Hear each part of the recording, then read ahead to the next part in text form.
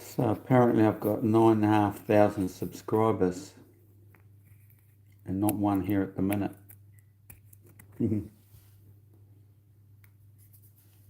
Damn, broke a nail.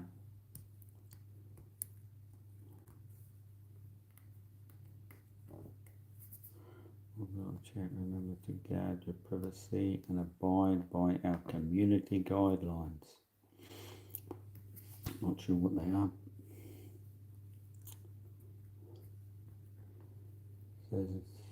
Hey, welcome. I've got 9,500 subscribers that have been stuck there for 2 years, thanks to being shadow banned. But one person turns up. Nearly 2 minutes gone by one person here. Do I know you? Well, you're unfortunate enough to just stumble across this.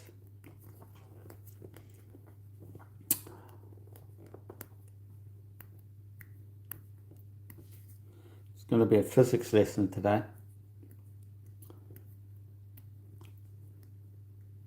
Got one person in the class.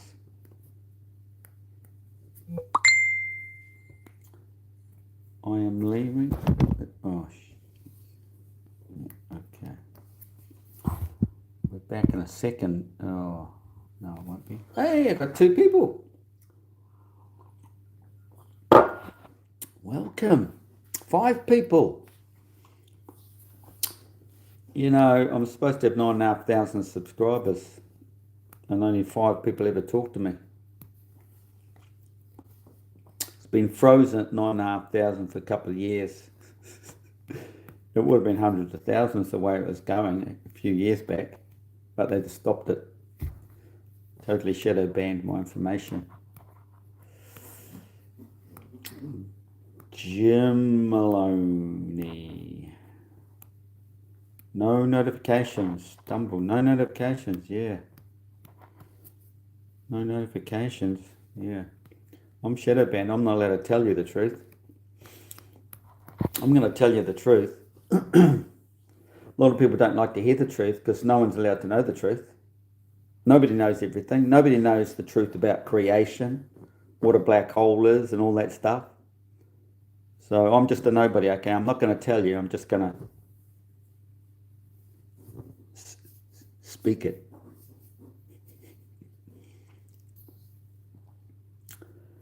So, I don't know if I've got flat earthers here or people from Globetardia.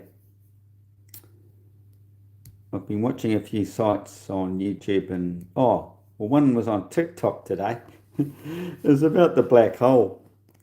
And I got on and I tried to explain it to them. They just won't listen. Nobody knows anything, but they won't listen to someone who does know. Hey, look, I've got a halo above my head. You should listen to me, okay? I know, okay? I am lucky enough to interpret all the ancient knowledge that's been left for us. Like a Bible, not just Bible, all the Gnostic scripts. Even esoteric stuff like the number square or whatever they call that thing. And just today it took me half an hour to work out the Sator square. Go look that up. What prompted me to do it? I never knew anything about it. I don't do anything unless someone says something and I'll just dive into it. Ken Wheeler mentioned it yesterday, and he was going to reveal it. He said no one else in the world knows anything about it. He said that about the unequal divided line or uneven divided line, whatever Plato said, the unequal divided line. And as soon as I heard him describe it, I said, no, that's not it, mate. So I went on to tell people on my YouTube site what it actually is. And it's flipping interesting, actually, because it all boils down to magnetism, the sun's in a lemma, the asymmetry before that between the two hemispheres and all that. But anyway, shit, am I back to 3 viewers again?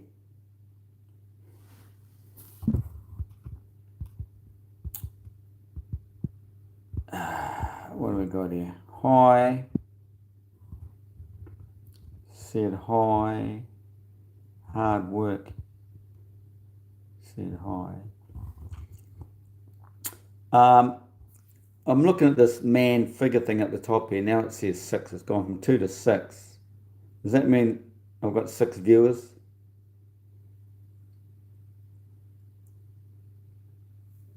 Been watching you for 4 years now. Oh, thank you. This is the only place you'll find the truth. Today, I'm going to talk about the black hole and whether there's a Big Bang. See, all these religious people don't want to believe in this Big Bang. Or do they? I don't know. I get confused with what people bloody want because there's so many different versions out there. First, you've got to realise we live in a 3D realm of delusion. Everybody is deluded. They all think they know shit and they know nothing until their day comes. It's called man's hour. When that hour comes, you know nothing. That hour wakes up the dormant brain.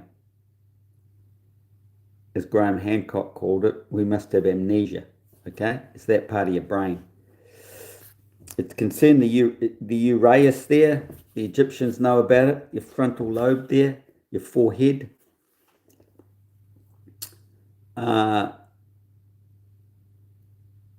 Forehead. So it means the forehead, the mark on the forehead. They got the uraeus there, which is the snake, right? Which represents the magnetic field of Earth. That's the infinity symbol. That's the way the magnetic field works on the flat Earth system. What's this? What's the dip here? That's the tropical boundaries. It doesn't cross over like the bullshit globe model. Anyway, the black hole. What is the black hole? There is only one black hole. Forget all the bullshit the science is spinning. There's only one black hole, and we do not see it. Okay? Now they point, this is the physicist, what's his name? No, forget his name, no good with flipping, no good at names, bad memory anyway. What was his name? No. Anyway, he got a Nobel Prize for all his work over 60 years regarding the fact he declared there was a black hole, or a few of them declared there was a black hole in the Milky Way. And they point to Sagittarius A. They named it Sagittarius A, okay? So for starters, that is, in there is the black hole, but it's not there in particular. Because what we're seeing, the whole Milky Way is 3D. And it's a pipeline. It's actually a vacuum pipe. Because our sun is at that other end, in the tropics. And the other end goes over into the central vortex of creation. It was only 200 years ago they all knew that the Earth was created from a central vortex. It's written. And the central vortex is hidden in the Arctic center. Okay? That's a vortex. And in a vortex, no matter how big or how long, there's only one S cycle down, and then its return cycle back up. Okay? So if it comes down in an S and goes back up in an S, then a 3D image from the side would give you a figure 8. But if you were to look down from the top plane, you see a cardanoid. Go look up. What's a cardanoid? Half cycle, you've got a golden ratio. So you've got a golden ratio facing another golden ratio, gives you a cardanoid. Okay? It's the full cycle. Now, the central vortex of creation is the vortex, right? So what's the center of a vortex? What would you call the gurgler down the center? There's nothing flying around the center. It's all flying around the perimeter, right? Or spiraling up and down. But there's a core center. Corinth, the Egyptians called it. There's nothing going on in there. That's what they call the fixed and stationary plane of the black hole. And they say that's where Earth is from. That's the state of rest. It's at rest. There's nothing going on there. The eye of the storm or the calm before the storm. It's the core of the vortex, and Earth has come out of there, created into our toroidal realm. So you could say it was a big bang, but we're going to get into that. Exploded out from this center hyperboloid core. Okay? So nothing goes in the hole. You know, science might draw you a spiral, you know, being sucked into the hole. But no, you've got to think of the 2D plane. There's a 2D plane on top. Then there's the vortex below. So it all started with the 2D plane. Nothing's under here. Imagine that. It's just a plane, okay, and things were moving around it, around the center. The center was the black dot in the middle is the black hole. Everything's going around the black hole. And then you can imagine it going faster and faster and faster and faster. What's going to happen? I mean, if it's water, the deep, whatever you want to call it, just call it water. Everything comes from water anyway. It's hydrogen, it's all water, okay? So it's getting faster and faster, then creates the suction. Then the vortex was created. But at the time the vortex was created was the same time the sun was created, right there on the horizon of the black hole. Because there's friction here, there's electrostatics involved, and the friction created the right tune, because it's all about frequency actually, because sound coming out of the center. Okay, so you can look at it as sound coming out of a trumpet, or you can go with physics and go in other direction, the freaking electrons and all that, or electrical and magnetic. But just imagine the 2D planes turning, and it goes quicker and quicker, then the suction creates the vortex. So it's gone from a 2D to the 3D. And as soon as that 3D was created, was when the sun was ignited, illuminated, and our realm came out, the 3D realm, because the vortex represents the 3D realm. So and at the same time, when the 3D vortex appeared, the moon appeared in it, separated from the 2D plane, because the 2D plane represents singularity. Okay? This single rotation around the center hole. Singularity, 2D. Nothing going on in that 2D plane. Till you look down on it, you see everything there. And it's just going around things on its concentric circles. So as soon as the 3D depth was created, the sun was created, and at the same time, no doubt, the planets were all created, because you can imagine there's a wave on this round plane, and on the waves are the frequency bands, you could say. Okay? But bear in mind, it's sound. It's all sound waves, just like sound waves, speakers, whatever. You need a magnet for a speaker, don't you? Yeah, well, everything's about magnetism. So the 3D vortex appeared, and that's turning with the plane. The whole thing's turning, right? Now in Genesis, it starts off with the one light system. I can't recite exactly where it went, but in there it mentions the first light, and then there's the second light. Well, the first light is the pure plasma, the sun that was ignited on the horizon of the black hole, because that's where the friction is happening, the electrostatics. Okay, so that's the first sun, that's the pure plasma as we would know it now, our realm here, just like the tokamak, you're trying to create plasma within the strong magnetic field. Well, you've got to imagine this vortex is in the center of the Earth, and we live in the flux that comes out, the toroidal field flux. So in here, in this V here, is creation. The vortex is in here.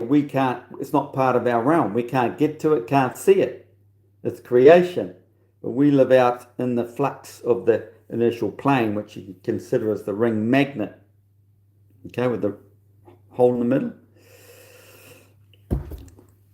So at the same time, the vortex appeared, the moon and the stars, the planets, the other end of the Milky Way it appeared, because you've got the gurgler and the vortex. You had to have this other system coming over in to meet. So basically, you've got to imagine everything happened at the same time. And this is why the physicists call it the Big Bang, because they know the truth. They know the whole flat Earth model, but they don't want to go explain it all to you properly. They worm their way around it, So these are two high pressure pipelines coming in to meet.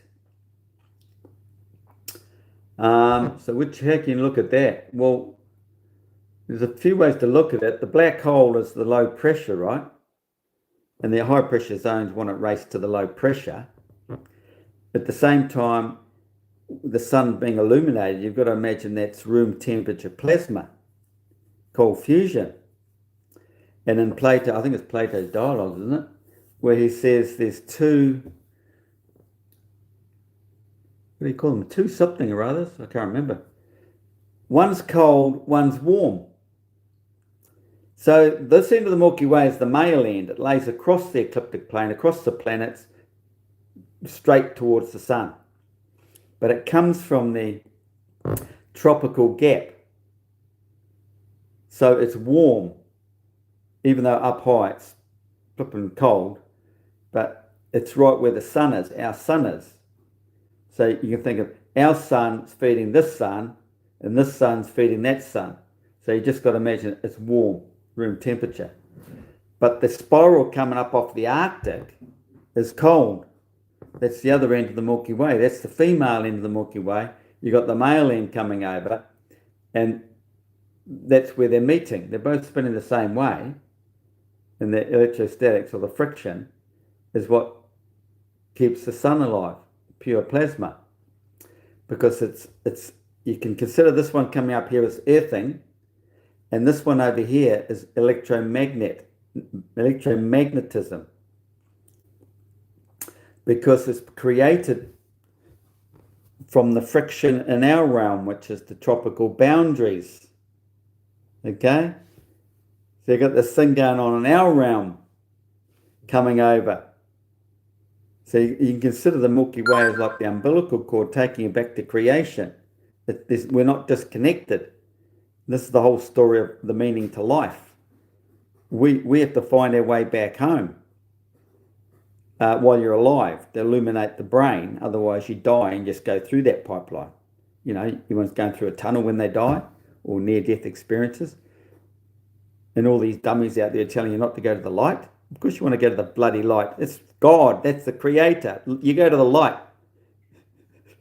But, the story is, to get to the Father, which is the black hole, you go through Christ. You go through him. You go through the light, which is or basically he's representing the Milky Way. The light, the sun is in the Milky Way. So no matter how long the Milky Way is, you can assume it's illuminated all the way through, but you only see a one image of a sun at your latitude. It's all frequencies tuned to your eyeballs. Your black hole pupil is tuned to the black hole of creation, which is connected to the sun, because that's the Father and the Son. They're together, but they're separate. Because you've got the black hole center and the sun moving around it. There's the two systems turning. That's moving the sun around the black hole.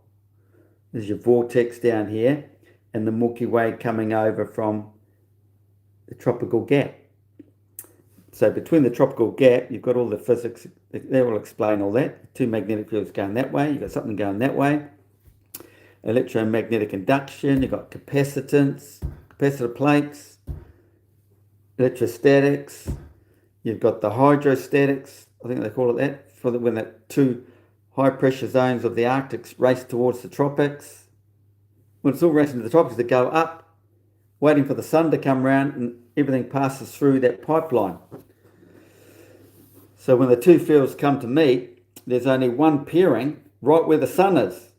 This is what the cross represents in Christianity or religion. The cross up the center of the tropics, and the cross member is the pairing, the high energized molecule, or you could say electron, whatever you want to call it. A pair right there. And that's what feeds the sun. We see the image, okay? But the imbalance, there's asymmetry between the hemispheres. There's the asymmetry, it's a potential energy that creates electrostatics that feeds the spark. The volt is the volt of heaven. Voltage, the sun, in the firmament. There's a firmness between the tropical boundaries because they're both south poles. They're not going to meet. They're never going to meet because that's our representation of the black hole. Nothing goes into the center of the black hole. The friction's all around it. It's just in this avoidance zone. And people go, what's the black hole? How did it get there? Well, it's the flipping creator. Are we supposed to know? It's God. How did he get there? I don't know. Why do humans want to meditate and go to this dark place, imitate that black hole? Because man is of the earth. He's just imitating creation. Everything on earth imitates creation. You want to go deep to this dark place and super relaxed, place of rest. That's what the black hole is, a place of rest. So what have we got here? The core is the 3D. So remember this, the 2D starts the 2D. Then the moment the 3D appears, our realm comes out, the vortex appears, the moon is separated from the sun, because singularity, atom, everything's atom, is male and female. And all the deluded people, like I said at the beginning of the video, everybody in the world is deluded, okay? Till they wake up, till they reach their hour. So everybody thinks the Bible, you got Adam and Eve. Eve's the woman. No, Eve represents even. So you can consider it an even split, male and female. But there comes a time in the season, because the Bible's it's the first original book of physics. There comes a time when the two asymmetrical fields of the hemispheres are balanced. Do you think the word even might be associated with balance? Yeah, even, atom. It even says in the Bible, atom, and God made he, him, her, whatever, male and female. Atom is male, but the religious story is about the male mainly, male, because the male has the X and Y chromosome. Basically, that's how you have to consider the sun. It's X and Y, and the moon's just XX. So the whole religious story is about the man, because the son, he's the male, he's up on the top, he's the king of the castle. The feminine is the V, the vortex. They know about the V and the feminine because just go research the Last Supper, where you got Jesus painted there by Leonardo da Vinci, that Last Supper. Jesus leaning this way, you got Mary leaning that way. And they've noted the V, and they know there's a connection in the representing the V. Where was I going with that? V. Yeah, so you've got so now you've got the all the stars are down here in the vortex, so they do this S cycle over the night. And during the day, they're going back up. So we're seeing the half cycle. But all we see is things come into our horizon, just go over it like that. You don't know what the rest of the pattern's doing. It's looping around you to come back around again. It's actually doing a cardioid. Remember earlier on the video, I said you look down into the vortex, there's a cardioid for the full cycle, or two golden ratios face to face. Well, because the stars have spiraled out and around, so you either go this way, up and out, and they come back down and in. Coming back down and in is close to the black hole, the sun. So I think we see this mainly the top half, the part close to the sun, and that we don't see that half. Because during the day it's going, because the sun's out, right? Because the stars are going to the light of the sun.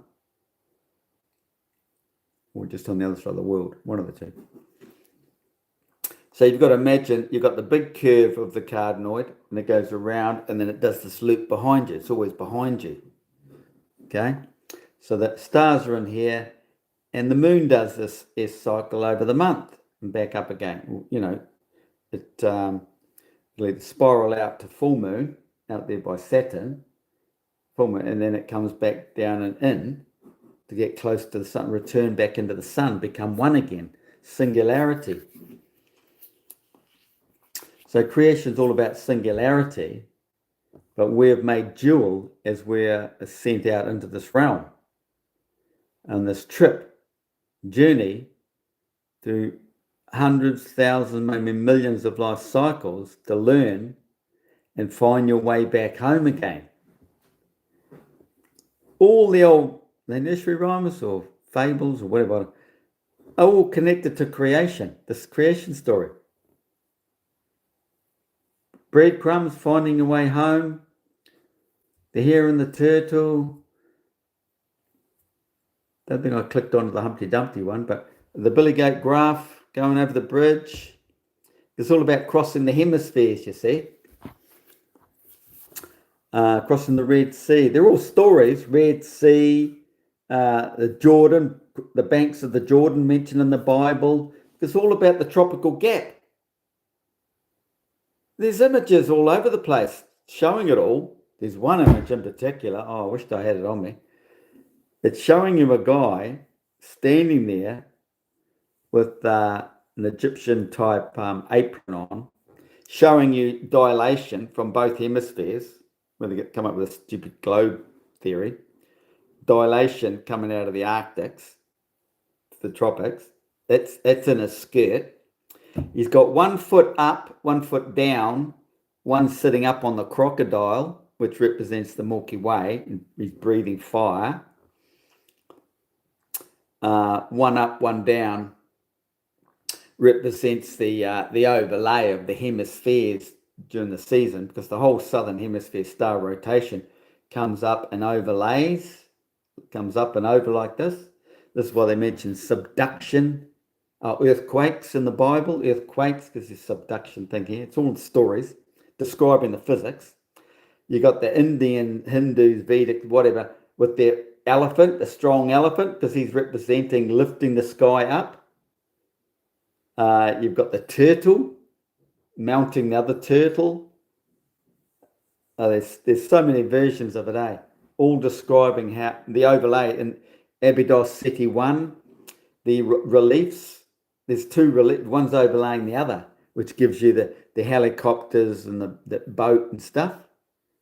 Everything's representing this overlay. Anyway, now the Big Bang. So when all that happened, they're just calling it the Big Bang. Why not? What set the sun off? What brought the 3D vortex into existence? At the same time, boom, out comes our toroidal field. What happens when you drop a nuke or even a big bomb? You get this big toroidal wave. Same thing, call it the Big Bang. I think it's the ideal name for it. But religious people don't want to believe all that sort of stuff. Shit, have I still only got 5 people watching this stuff?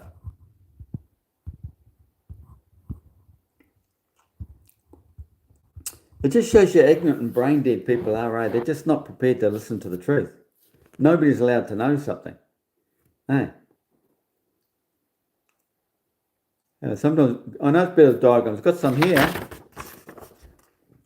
There's your 3D vortex. There's the 2D plane at the top. There's the Milky Way, the top end and the bottom end. Okay. There's the 2D plane, black hole at the center. It's not too hard to figure out, but everybody wants pretty pictures. They won't let me put pictures on here. TikTok or it's just not there available. I don't know how people do it. So there's the boomerang, the two ends of the Milky Way is coming to meet at the kneecap. Iliad, they call the sun, this area here, the kneecap. And we're looking at that and they point to go, there's Sagittarius A, there's the black hole. But no, that's the friction right there, that it's the illumination of the sun. Because these two spiral into this point. But you call the whole Milky Way the black hole when it's 3D like this. Otherwise, you go back to the 2D plane. It's just sitting at the center here. All the concentric circles. Nothing does elliptic cycles. No epicycles. No mass attracts mass bullshit. The sun doesn't attract anything. Nor does the moon, stars, or planets for that matter. It's all BS. What does happen is the Milky Way, which houses the sun, passes over all the other celestial bodies. So I'll draw that on there. I'll just draw the Milky Way. It comes out like this. And anywhere on there is the sun relative to you, wherever you are at latitude at that time of the day. Now, consider that as only the northern hemisphere, because beyond that, you've got the tropical gap. Beyond that, you've got a mirrored image. Their mirrored image on their end of the meridian, their south end of the meridian. So they've got a rotation here, imitating whatever's going on in here, a slice of this, because it's always turning. Even though they've just turned the camera off, they've got a circle of stars. Why is that? Because of the permanent vortex in here. Otherwise, the ball would have to spin a full 360 degrees to give them a circle, wouldn't it? It's proof you don't live on a ball. It's all about the vortex in the center here. Okay? So that Milky Way, you can draw an image of the sun infinitely, all the way along, because it's anywhere. It's like Antarctica in the 24-hour sun. You just get your one image of the sun going around you. This guy over here will get his direct mirrored image on his end of the meridian. He'll have the sun going around him like that. Or like that. Okay? But beyond 66.6 degrees, it's a different, it's different. It just steps up. You've got your thing going on in here in the rest of the world, but you've got this thing going on out there. Because the torus field is inverted. And that goes really deep, and it's pretty tricky to try and explain to people who know nothing about the simple parts. How they're ever going to, understand the tricky parts. So it's the boomerang, the Aussie Aborigines talk about in the Dreamtime stories, and it's the kneecap and the Iliad. Sometimes I think the Sumerians draw pictures depicting the elbow. Yeah. So there's the Superman. So they know because where'd the whole Superman story come from? He goes to the Arctic, doesn't he? Up with a crystal, it's all mirrored. You don't know what you're doing up there. You can't find the dead center. No one's ever been there. It's called the place of inaccessibility for a reason. Don't listen to the bullshit, Simon Dan, all that sort of crap. All those people that talk a lot of crap. There are the concentric circles of all the planets. Nothing's doing ellipses or epicycles. No, people are deluded. They think they're seeing things. They're not. They're not seeing the truth. Okay? So when we come to this planetary alignment this week, it doesn't mean anything. It just means, I'll draw it for you. We'll have a planet here. There'll be a planet on that cycle. It's not even like that.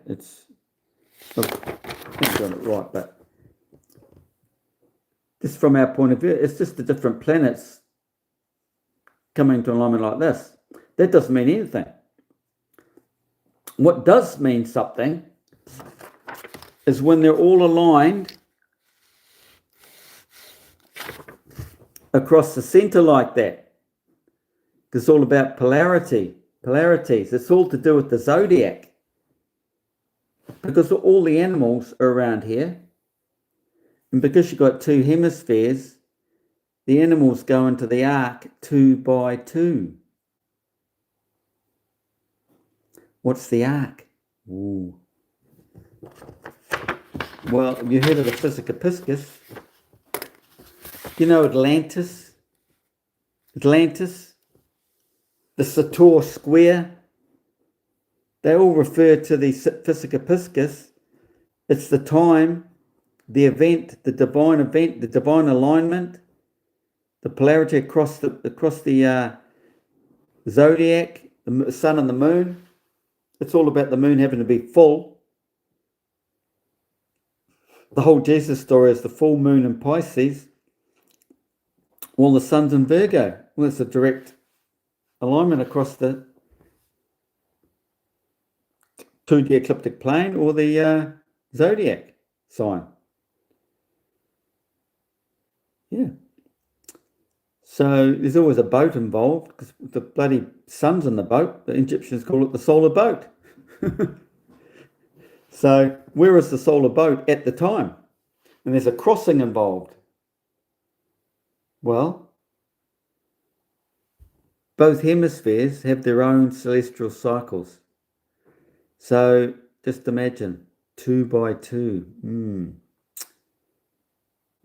Could that mean something from there? It's meeting up with something from there. And we've got the Physica Piscis. This means an overlay. Well, there's some people out there think Atlantis is a physical place or an island out there. And, Ken Wheeler, he's quite intelligent. He's a clever bastard. Even he's not there. Go and listen to his videos, his recent ones, the Sator and Atlantis and all this. Atlantis is basically, it's got land in there. So it's the land, Tess. You go Tess or Tass.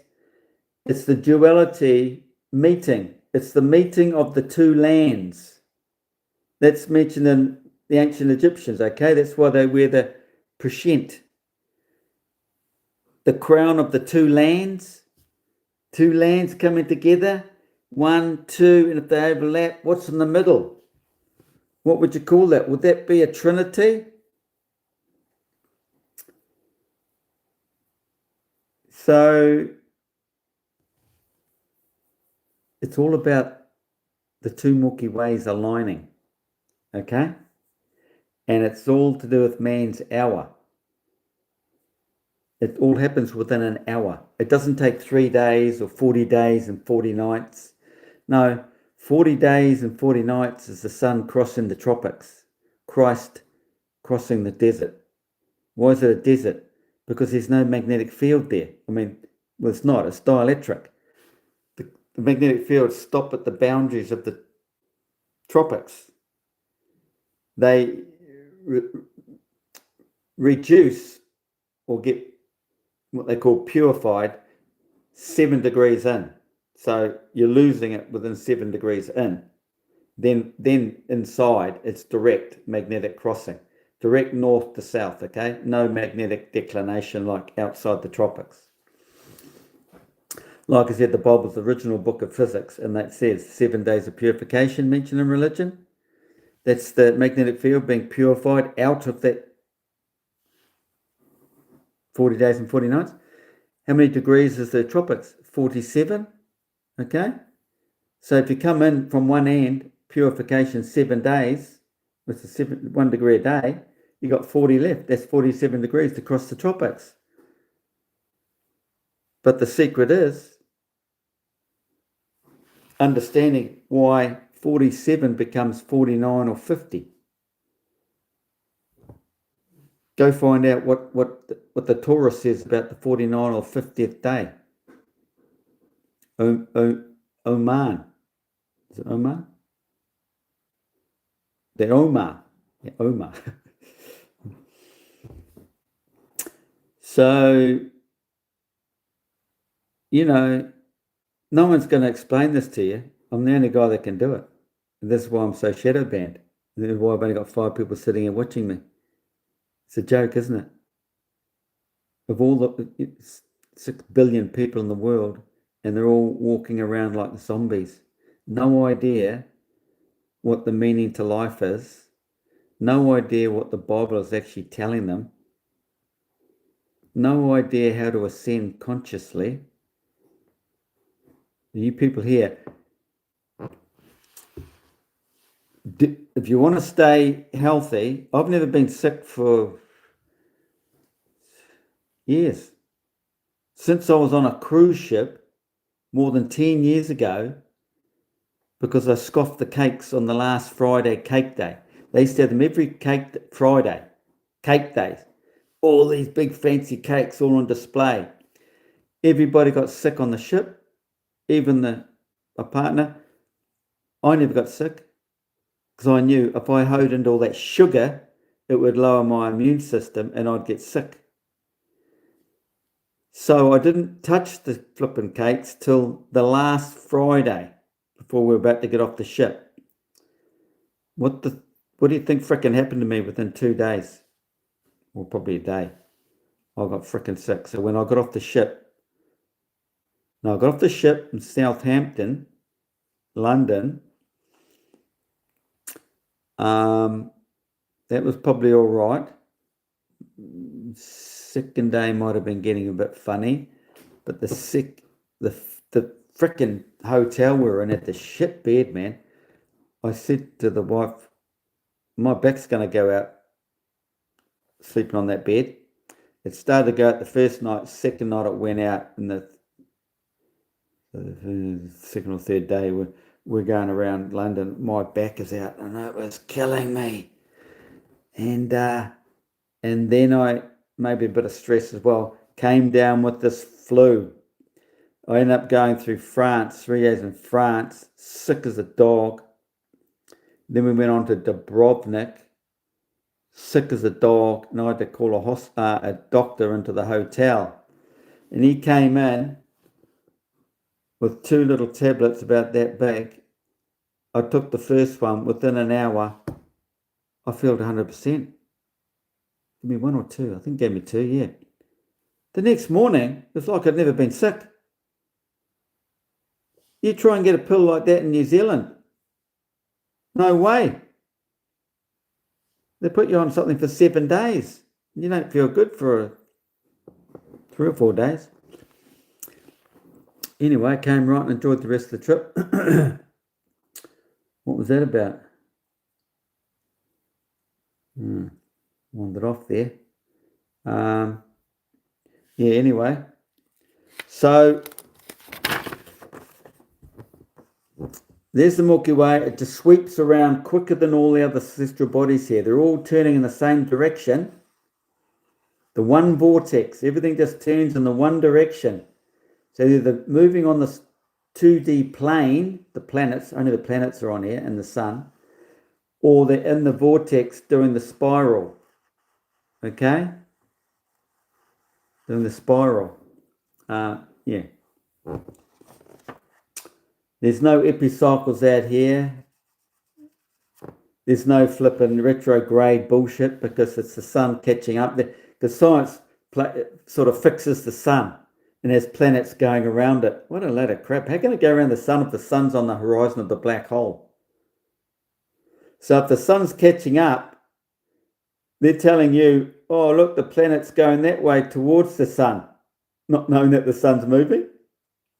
And then the sun passes it, and then next thing, oh, they're both going the one way, the one direction now. Or the planet's on its way around the other way now. It's not going that way anymore. It's not going towards the sun. It's going that way. Stupid, eh? Their whole bullshit model. I saw a video today. Dubai. What's his name? Dubai. Describing all the stupid motions of the Earth flying around the sun. And he brought up a good point about the moon going around the Earth. And if the Earth's flying that way, 66,000 miles an hour or whatever it's supposed to be doing, the moon goes its normal pace on 1/2, but when it gets to the line where the Earth is racing around the sun, the moon has to take off and race with it to get around it, and then slow down on the other side. You brought up a good point.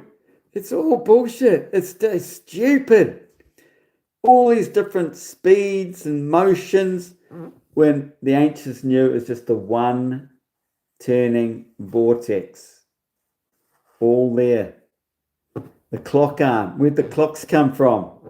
The clock arm, the Milky Way, the sun's out here. Our end of this, well, it's in the tropical gap, but well, it comes out and goes to the tropics here, right up to here, into the equator, celestial equator. Then you've got the mirrored version, the other one, southern one comes in here too. So you've got two wings, which is associated with the Phoenix rising, which pops up out after the 17th of October, when the two hemispheres completely split apart. They finished their overlay. And, you look into their stellar model, Globe Tardia, they do mention the stars drifting north and back, but you try and understand the bullshit when it's so easy, because out here, when this turns, it's sending the mirrored image all the way around. But because there's a vortex involved, our whole realm comes from a heart, the vortex. It's contraction and expansion. So over the year, it draws the south in and then releases. Breath in, breath out. So you consider the top plane here, up here, as the 2D, is the diaphragm. But of course, in the created realm, we're inverted. Our diaphragm's below the heart. So go research the diaphragm, what's going on, because it's the same thing happening in here. And the esoteric pictures of the two V's coming together. You got one like this and one like this. It's the same thing. It's representing the two fields coming together, overlaying.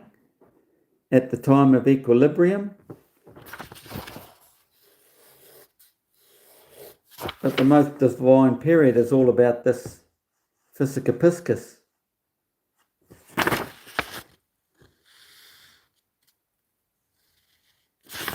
And that T intersection. See, the T is an alignment.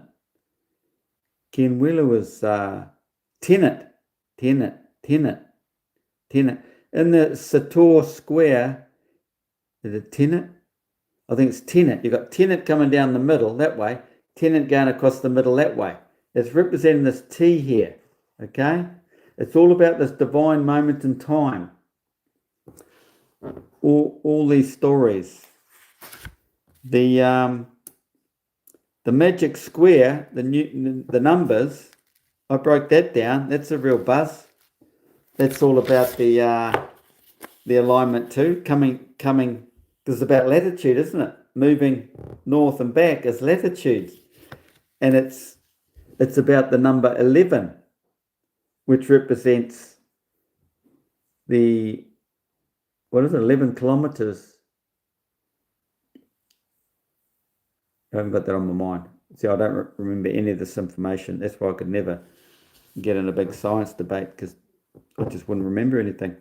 That's why I make videos, so I can go back to the video, because my mind opens up to create the video, and then I can go back to it, research my own information.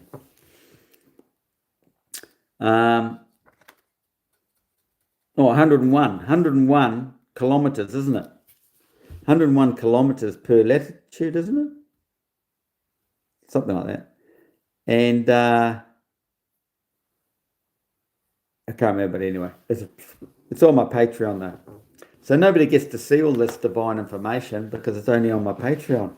I reveal quite a bit through this TikTok and these lives, but because no one watches them, it's just not even worth doing it. You see, because I'm supposed to share the truth, but no one's here to watch or listen. So the people who do come in need to go and tell everyone else, because otherwise it never gets out there. Because most people are pretty thick, eh? Like I said, when I got on to try and explain the black hole today on a site, his show went for hours. They just laughed me off and then finally chopped me off, muted me. I was only on there for about 4 minutes, 3 or 4 minutes trying to explain it. But no, they don't want to know. They just don't want to know. It's this weird thing about the human brain being indoctrinated from day one. You can't steer them off unless they're ready. So only those who seek will find, and they're ready. So they're nearing the end of their life cycles. Their reincarnations are coming to an end, and their lucky day will come. But always have an open mind, okay? Because it's that open mind searching. Because you opening your mind, you're opening it to the universe, and it'll fill the void. Which reminds me of the sun. The sun's quicker than the stars. They don't tell you that. So if the sun's shooting ahead, it leaves a void of darkness that has to be filled with new stars. Look it up. It's a fact. But they don't tell you the sun's quicker because of their stupid model, the way it works. They say the stars are quicker. But when you break it all down, look at my model and know for sure there's new stars filling that void every day, then the fucking sun is 3 minutes 56 quicker than the stars. Yet, but try and tell people, no, the stars are quicker than the sun. And no matter how many times I try to explain it. Is the Big Bang true or not? Yes, you have to imagine it's the Big Bang when the 3D was created. At the same time, the moon came away from the sun and our whole toroidal field was created like an atomic explosion. Bang. But no one's there to hear it, are they? It just came into an existence, just like that. You could say it was 7 days, but I don't think it was 7 days. Yeah, it maybe was 7 days, because first of all, you've got to get this going, and that's got to be created then this comes over, and then it's got to create the grass. The sun's got to come out. You know, it's got to grow trees and plants before you put Adam in the Garden of Eden, before they put Adam in there.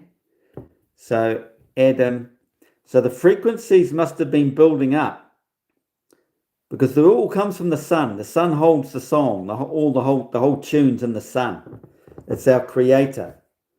But you've got the concentric circles that with the other planets and their resonant frequencies. Okay? And they all make up the sun. So at some point they combine, like, you know, the light spectrum to create white light. And then man appeared. Because that is man. Man is the Son of God. He comes from that illuminated sun. It's all from the resonant frequency of the sun.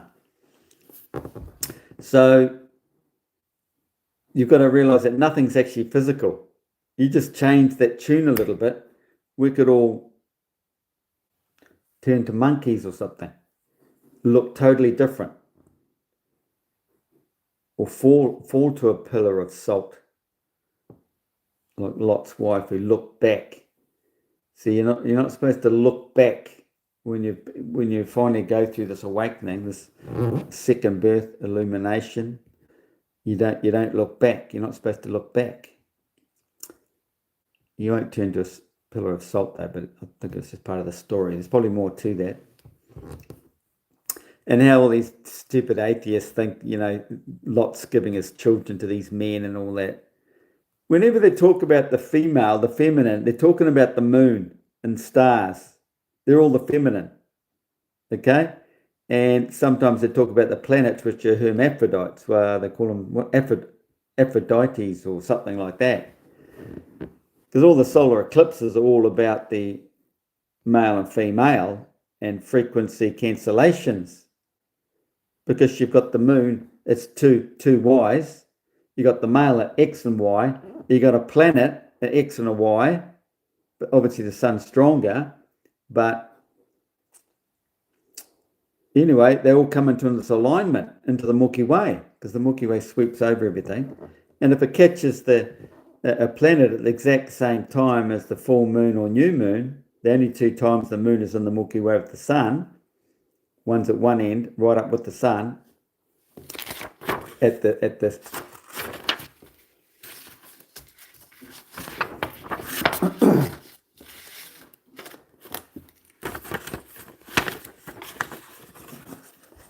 the moon comes right into the core to meet up with the sun. Even though the sun's up here, it's in the alignment here. It comes right into the face of the sun in here, in this S curve, right down into this part here probably. Anyway, full moon is right up and out here. Okay? But that's one end of the Milky Way. It'll be here, because this is where Saturn is. When this is swinging around the plane here, out here, there's full moon out here. But it's down in the 3D, but just below it. They tell us the sun's 5 degrees or something below the ecliptic or something, don't they? Anyway, so the full moon will spiral. It's going around every day, but it spirals out, just like the magnetic field does, or the sun does over the season. Spirals right out to say 24-hour sun out here, and spirals back in for the 24-hour sun up in here, June solstice. But anyway, you got the new moon back in here at this end of the Milky Way, which is down in here, or it's up and out here, represented out here at full moon with Saturn. Okay? So this sweeps around the entire plane here, and it'll overlay a planet. So if you get the sun, because it's always, the solar eclipse is always when the moon is in there, so the sun becomes both X and Y, because when the moon leaves the sun, they're separated, like we are in this realm here, just male and female. So the female will be out here at full moon, and the what am I saying? The X will be out here, the Y is in here at full moon, and their maximum potential, like the sun is always at its maximum anyway, but the full moon is at her maximum negative. So there's this thing going on. I've got the words for it. But when the moon comes in, it becomes one. They become singularity again. So the sun is male and female. So if a planet gets caught in here and it's male and female as well, it's going to cancel out the sun. That's why you get a solar eclipse. And then the Milky Way is going to pass over it. So it depends on which planet, because the slower planets are out here, quicker planets are in here. If it's a short solar eclipse, then obviously it's Mercury or Venus in there. Otherwise, out here, maybe Mars or Jupiter and Saturn. But I don't think it's Mars involved. I think Mars is more involved with only the lunar eclipses. At the full moon out here. Okay?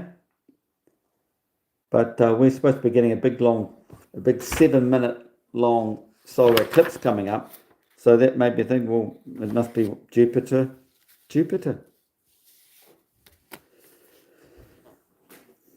Go and look at these different lengths to the solar eclipses. The sun doesn't slow down. The moon doesn't slow down. They're always at their consistent speed. So are the planets. But the planets are on their concentric circles doing different speeds. So if that solar eclipse is coming around to hit that planet, it's going to... Oh, hang on, that's the other way around, because they're quicker. Oh, yeah, that's right. Quicker. No. Oh, that's something to think about. Because remember, the sun's quicker. So, Mercury is going to be keeping up with the sun more than all these other planets out here. So, we must have Mercury then. Because if it's quite quick with the sun, it's going to stay with the sun longer. Revelation. Okay, there you go.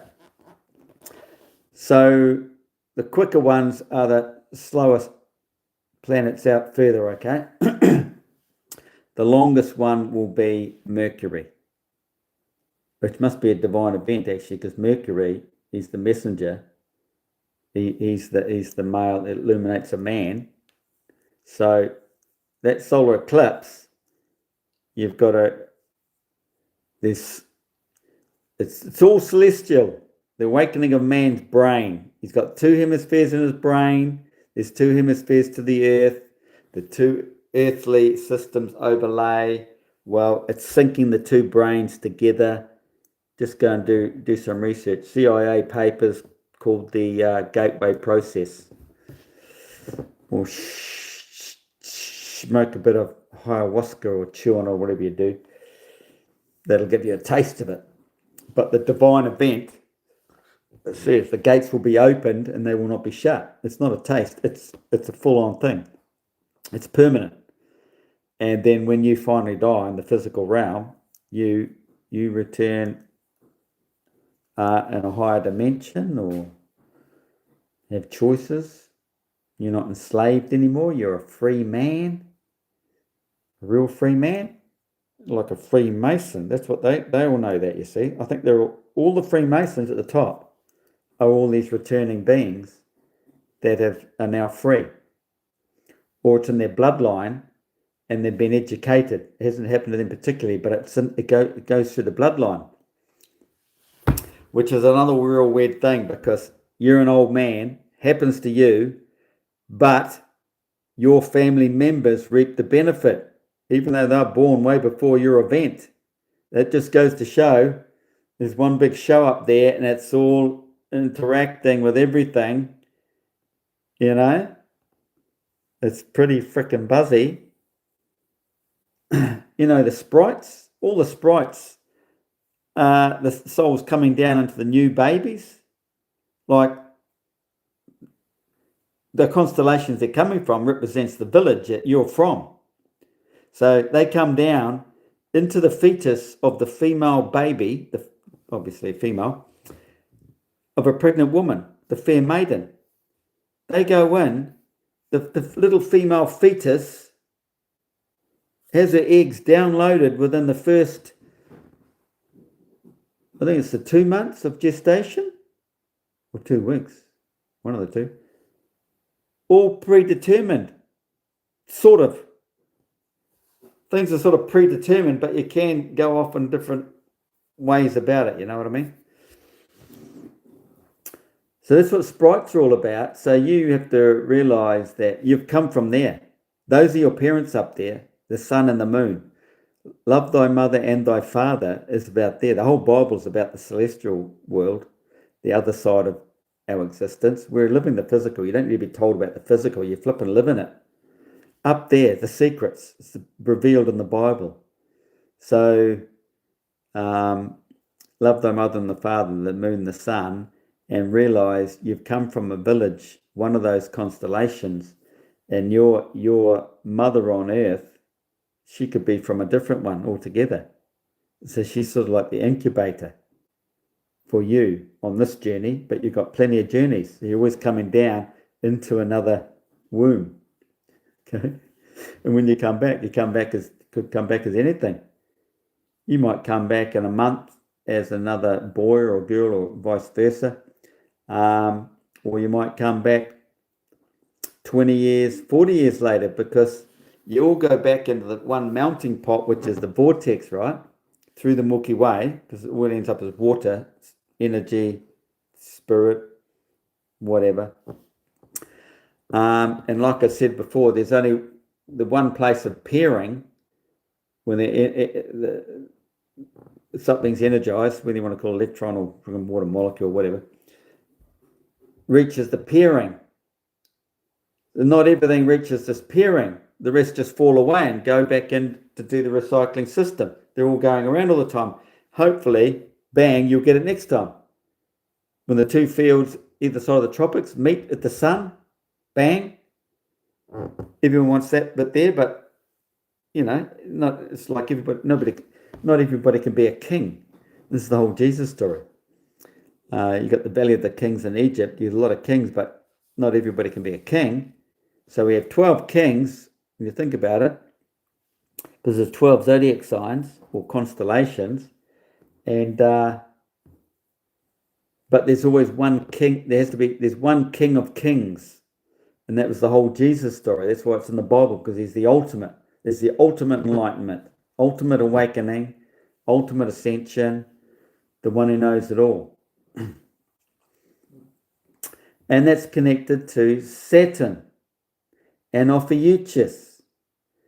And Saturn has to be in Ophiuchus. And this is the Sator square. I did a video today on TikTok. Why is it a square to start with? Because it's about the diagonals. The cross or the diagonals, the polarities in the zodiac symbol, sign, zodiac symbol, in the zodiac. It's 5, represent the 5 holy days. The moon can give spiritual birth to man on earth. There's a mirroring effect in there between the hemispheres. There's a mirroring effect. The tropics is the magnetic mirror. Just research that in your science. And the words, the meaning of all the words. It's all leading to the one breaks down to the 10th, which is December, because it began in, they say it began, the years began in March, the 10th was December, but they didn't have those names. It was all to do with the zodiac, starting in April, not April, Aries, okay, but we can say March. So it starts in March, and December's 10, represents 10. So Sator is connected to Saturn. I'll tell you it's not, but just don't listen. They're full of shit. I'll tell you, it's Saturn being in there at December, which is to do with Saturnia constellation, or whatever they call it, and Ophiuchus. Ophiuchus isn't in the 12 monthly zodiac because it doesn't happen all the time. It's once in I can't even say a blue moon. Well, it's 29.5 years before Saturn comes around again. Well, there's a starter, but then all these other things have to align. At that time, it has to be the Jesus story had to have the full moon in Pisces, 3 in the morning, Sun in Virgo, the time of the year. But yeah, so December, this is where all the stories come about, like Christmas and stuff. The Romans knew it all. Their story goes deep with Romulus and Remus.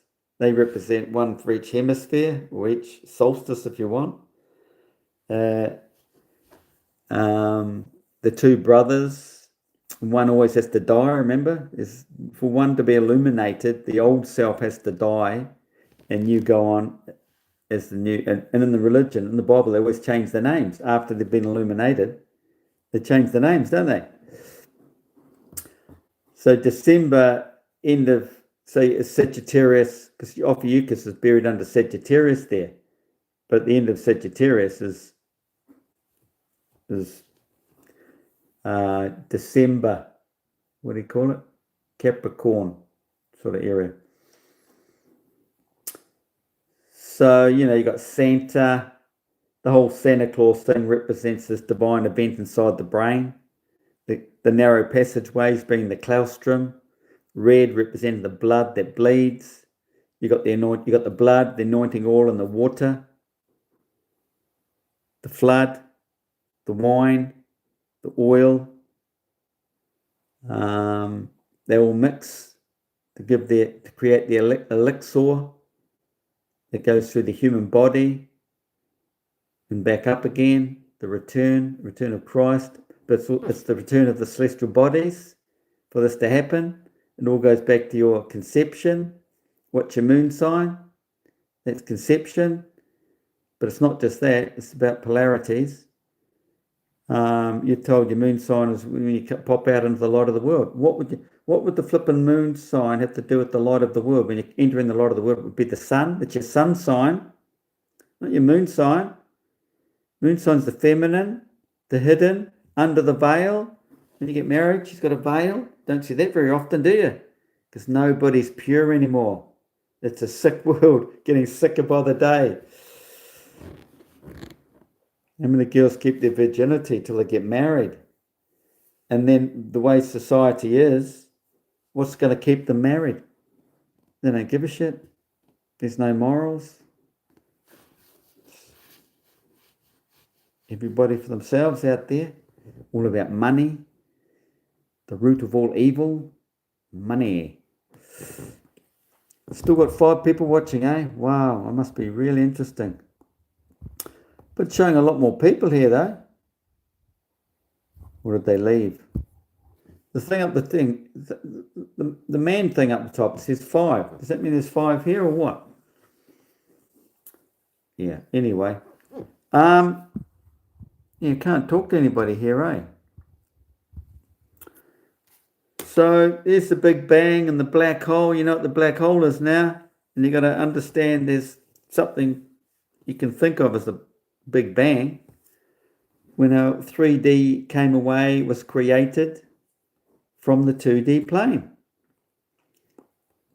And this is what physicists go on about. Is it a wave or is it a particle? Well, we imitate creation, okay? There's the wave. Drop a pebble in the center, out goes the wave. But we see the world come over us. We're perpendicular to creation. So everything comes into our horizon and passes over it. Otherwise, it's flat out like this. Up back at creation, it's going around like this. We see our horizon 360 degrees all around us. Most of the world's like that, but when it comes into your personal horizon, it comes in and rises over and out. It's a bit like when physicists draw the black hole. They draw this image that's got this plane and then that semicircle over it. The same sort of thing. So the 2D plane, everything's just doing their thing. Nothing changes. They just stay at that exact pace because that's the one frequency. If it changes the frequency, it's going to step up to a different plane. Okay? So we consider ourselves on this plane down here, and there's our hemisphere. We see everything pass over in layers. So you'll see the moon first, then Mercury, Venus, Mars, Jupiter, Saturn, all the way up like that. You consider the sun at the top because you're looking through the light spectrum to see the sun. So it should be the furthest one thing away, but there's ways to look at it where it would be the first thing. So it's a bit confusing, but just, he's the king of the castle, so I just keep him up here. The sun, you see, looking through the light spectrum, there's the sun. Okay? None of these change sizes as they're moving over your arc of horizon because you're standing here 90 degrees to zenith, so everything's equidistant from you. The sun never changes sizes, no matter what dumb flat earthers say, never changes size. No, I don't think the planets would either, but they do that they're doing this S cycle in here, so is the moon, so maybe the moon is sort of redshifting a little bit. But everything is within is so close to you. It could only be a couple 100 meters away, a mile or two in this firmament here, because it's all 3D projection. It's perception, 3D illumination from the light, because we're in the light of the world, the sun, even though it's on the other side of the world when you're looking at the stars. But just when you go out and look at night, just imagine they're within a few hundred meters. Okay? I was filming the sun one night. I was filming the moon one night, nearly a full moon, just leaning on my right side of frame, was holding the camera, filming it, and along comes a chopper. It didn't come into my view, but it's just above my house or somewhere. And it upset the moisture in the atmosphere, so the moon started doing this. Waving like this. It just proves that everything's a holographic projection into your hemisphere, into your arc of horizon. It's all local because all these images aren't out there. They're actually on your eyeballs. You're flipping eyeballs. Get that in you. Nothing is physical in this realm, okay? Nothing. That's why we all expand as we go south. We contract back. Expansion, contraction. Magnetism is an in-field and an outfield. That's all you have to know about magnetism. There's a few things you should know, but it's the basic one. Infield and an outfield. So you can go north, you can go south. But south is actually going into the earth because the tropical boundaries here, both sides, Cancer and Capricorn, the field comes out of here and goes straight over to here, straight down into the ground. A waterfall, a cliff face, face to face, the two cliff faces, face to face. Anybody read that in religious stories? Okay. There's the dielectric, potential energy between the two asymmetrical hemispheres, between the asymmetrical magnetic fields. There's all free energy in here. I mean, if there's a real physicist out there with a frickin' brain, not from Globe Tardia, him and I could probably create pure cold fusion. Probably quite cheap. They're spending billions of dollars and they still can't do it. I don't think they understand the duality of the system. It's a dual system. You just don't feed tritium and the other things that would be. Expect it to keep flowing. No, it's like the whole physics I've just explained here. It's about the two ends of the Milky Way. You can consider this one as the earthing. I've been through that. See, it's magnetically locked. This vortex is locked in the center. I'll draw around here.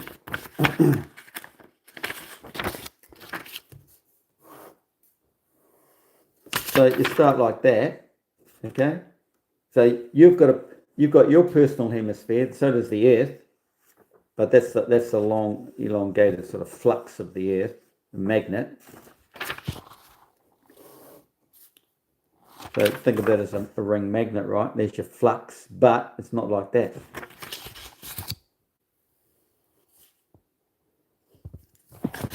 It's like that, but then it breaks down again. So now it's a quadrupole.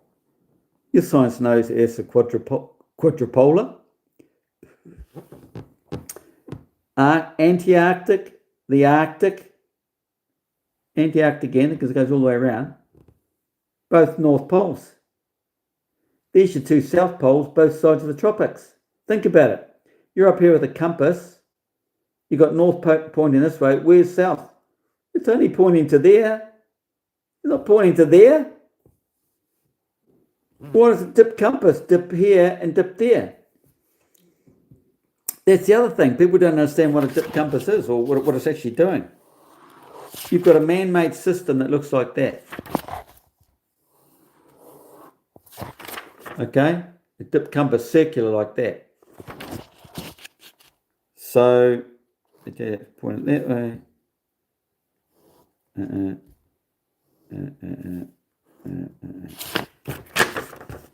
So they just tell you, oh, it's dipping down here in Antarctica, and then you go up to the Arctic, and look what it's doing. It's going the other way. It's pointing out now. So it's going in, it's going out. What a load of crap.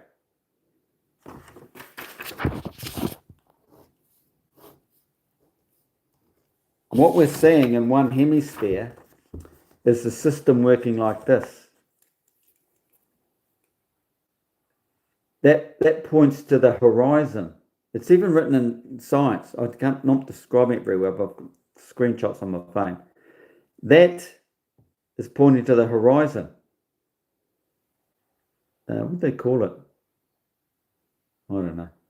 Anyway, look at the other side. Well, that's the horizon too. Instead of going North Pole, South Pole, they're just the two horizons. And then you get to the equator. It's pointing straight up. There's no magnetic field at the equator. So imagine you're sort of in here. So you go pointing to the horizon here and pointing to the horizon there. So they're saying in there, out there, oh, out there, in here. When you come down here, it's out, one's up and one's out. But you look at it this way. They're both to the horizon. They're equal along the plane of the Earth. Then you get to the equator. There's no field.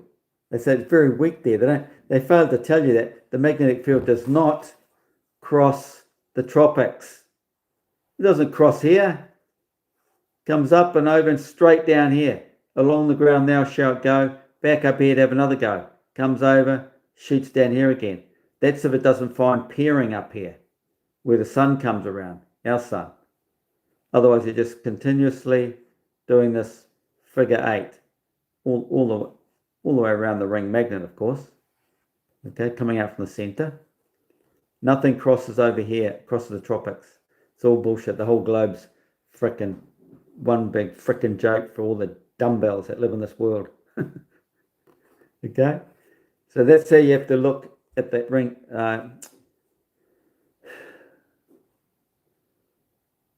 There's something compass. Forgotten the word. Dip compass. Okay, so the needle will be going like this, all the way up like that, and then you keep moving, it'll go back down like that. But don't. They're just fooling you when they say like that. The field doesn't go straight over there like that. 100% bullshit. Anyway, I think I've talked long enough and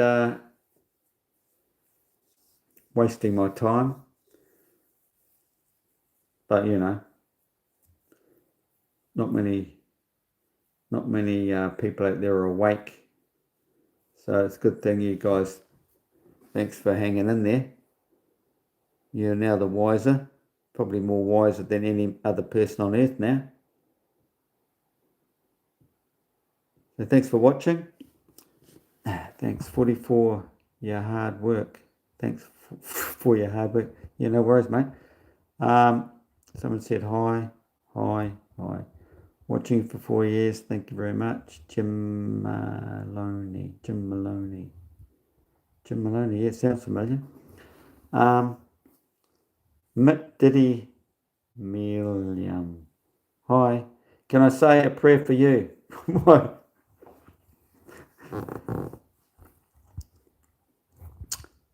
Yeah. Spent too many years at church.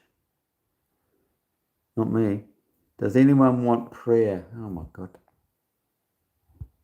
Do you want prayer? Do you mind if I say one? Oh my God. Love your channel. Thank you very much. Jenna loves flat earth. Yep. Say a prayer. Why? You don't have to bless me, mate. God's already blessed me. Thank you very much. Probably the only man on earth that's probably been blessed. So I can tell you what the story is. You can't tell me anything, buddy. My birthday. Today's my birthday. Oh, happy birthday, Alan Henderson. Today. What's today? The 5th, is it? No. Wednesday. Oh. Monday, the 6th. It's a divine number. 6th day of creation. Came about the 6th day of September. Yeah.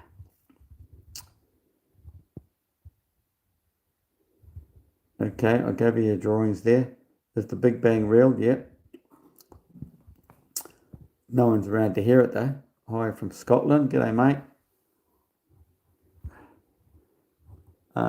Sounds just like my series. Kung Fu, Shaolin. Your series. Live Kung Fu. Shaolin Temple. I used to love Enter the Dragon. Well, that was one of the greatest movies, wasn't it? Well, that was produced through Hollywood, was it? Maybe not. But anyway, they must have all been in the club, the Freemason Club, because the whole storyline is creation again, going in, into the dragon, like your Milky Way, going into the Milky Way for the divine alignment.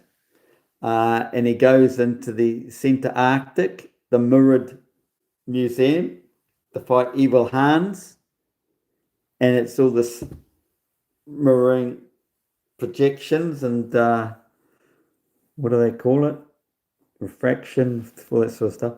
But that's representing the north, the ice and everything up there. You don't know what's going on because you can't read your compass anymore beyond 66.6 degrees. So, Bruce, what was he? Yeah. Don't know. It's a bit more to that story. But just the fact they call it Enter the Dragon, because the dragon represents the fire-breathing Milky Way, and he goes into that mirrored room to fight Mr. Evil.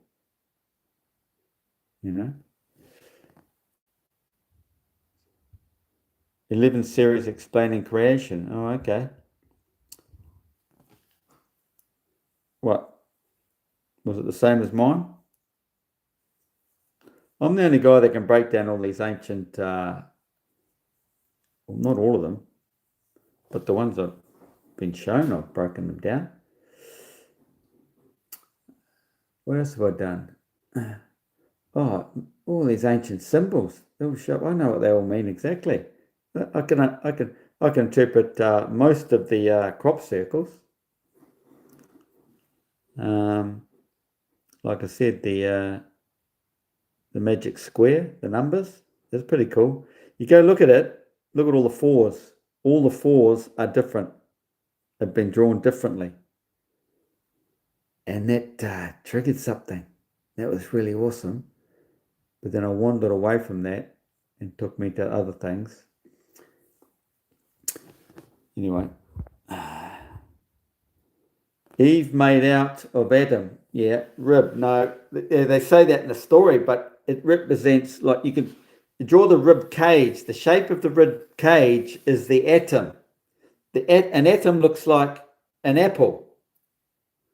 It's dual, but it's a torus field 3D. So, man isn't missing a rib, but it's taken out. The whole story is about losing his feminine aspect, X and Y chromosome. Man comes into the world, X and Y, but where's his feminine aspect? That's Lilith, lost Lilith. Read the story about Lilith. She took off, and you got to find your way back. You got to find her, and that turns into the Christian story where it becomes or either Eve or Mary, the moon. And this is where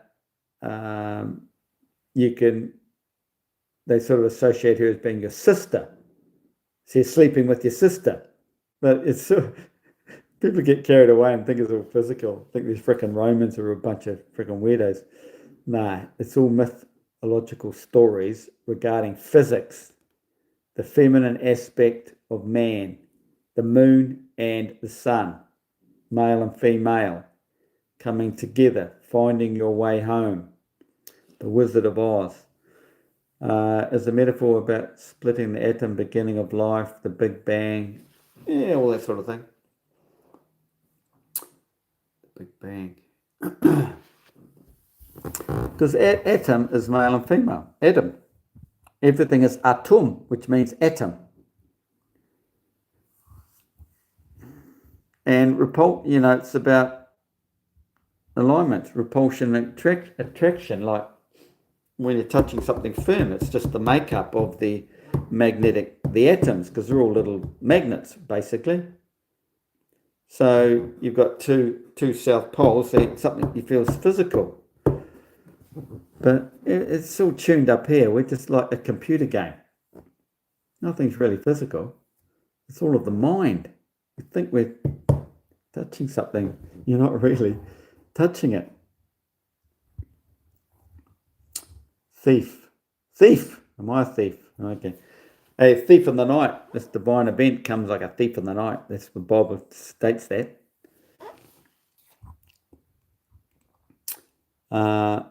I love the video. Yeah, okay, thanks. Which video? Go check out my YouTube videos. Better still join my Patreon. Go to Saints. You only have to pay $20 Kiwi. Go in there for 1 month, and you will come out a very wise person compared to everyone else out there in Dodo Land and Globetardia. In the south, we are looking into a mirror. It's all parabolic projections. It's just Plato's dialogue. No one's ever figured that out. They've all got these stupid versions about the cave analogy. They got no idea that it represents the parabolic projection, the parabolic concavity of the torus field. Now the sun comes from the south in our southern hemisphere, but we're looking at the north. That's what happens when you parabolic images go through a hemisphere. The light's over here, but the sun's coming from over there. So we're basically looking at the shadow on the wall, but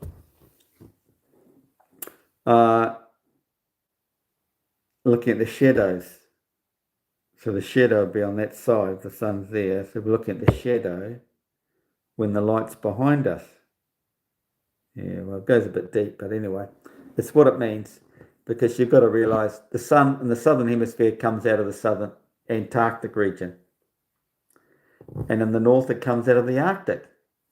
It's time dilation. Dilates out from the north, dilates out from the south. This is why they came up with the globe. But where's the asymmetry?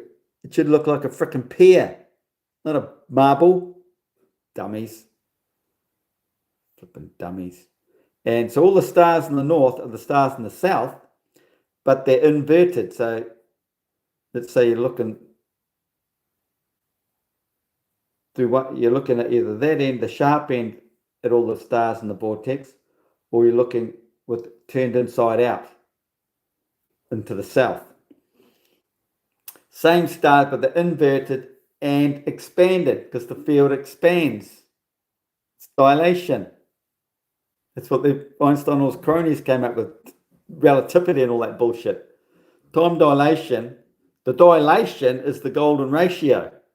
So they know the ratio, so they know where the sun is, latitude-wise, by this calculation of the golden ratio. That gives latitude. Time is the longitude, the sun's coming around 15 degrees per hour. So it dilates out from the north and the south. That's where they come up with the ball. But you can look at it two ways. You either expand and then contract, or you just consider it as a Gleason map, expanding all the way, because no matter what the expansion or contraction is, it's all relative. Everything is relative to the observer. He's not to know that he's expanding or contracting. So you can go all the way out to Antarctica, and Antarctica will be, in respect to you for size or whatever, or you can shrink down, and Antarctica and you are all shrinking together. So you're coming to meet at this point here. But no one's ever going to meet up, because you've got the whole ring, the Arctic Circle, 66.6 degrees. Nothing's meeting, not all meeting at the center. No one can get to the dead center. So you've got all these long arcs of longitude all around the ring. And then understanding the whole realm as consciousness, and you live in a brain. You've got the flipping Arctic. The globe model shows you that Antarctic is the shape of a brain, but then it stretch it out around the perimeter of the flat Earth plan. It's still the brain. You're inside the brain.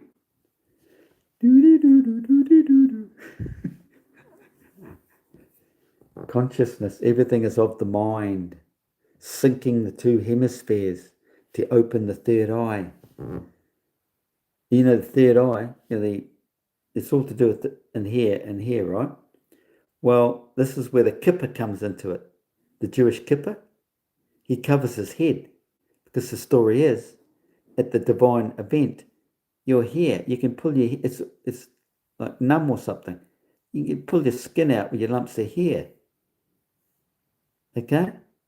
Because it's to do, the fontanel is the fontanel. What do they call that thing? The baby's little thingamajiggy, that soft spot. The last thing to close up. It's all connected to that. And down there's the pineal gland, I think. It's in there, isn't it? Down there, straight down there. Well, the kippers represent the covering of that ball patch that till you cross the tropics. You go through this thing for 40 days and 40 nights. Probably a total of 47. That's what that's all about. And how you get all the domes on all these old, Muslim, what do you call them? I don't know. The domes on the churches. The golden domes. A Muslim something or other. Jeez. I never have the words, eh? I know the whole story, but just to put it into words so people can listen to me. But, you got to sound pretty intelligent to a lot of people, otherwise they just switch off. Fooled, eh? See, if I spoke like them, I might have been fully indoctrinated and not had an open mind to learn what I did. But anyway, it's time to go now. Okay, so thanks for watching.